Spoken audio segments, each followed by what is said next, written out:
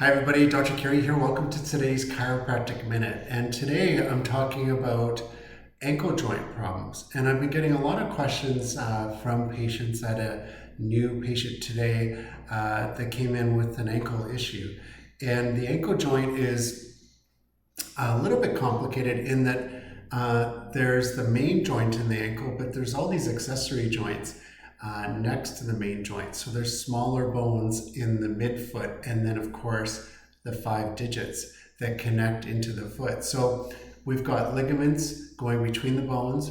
We have tendons running through from the muscles in the shin area and the calf area into the foot. And then we've got the arches, and we have two arches in the foot. We've got the long arch, which most people think about as far as their ankle and their foot alignment goes, and then we've got the transverse arch going across the foot. Now, the question I had today from the new patient is, what can we do to help with ankle joint problems? So the first thing I do when somebody comes into the clinic is an assessment of their ankle. And when I do the assessment of the ankle, I'm looking for the alignment of the joint, the motion of the joint, the posture of that area, as well as the overall posture. Because if somebody's leaning more to one side or the other, they could be overusing the ankle joint.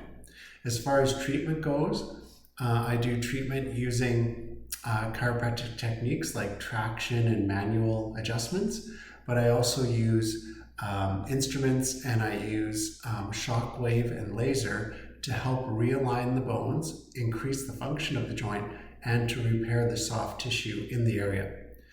One other thing we do in the clinic is orthotics, and we do orthotics to help support the arches and to cushion the ankle so that it takes the pressure off, and that way the ankle can heal properly and be supported the way it should be. So that's how we approach ankle and foot problems.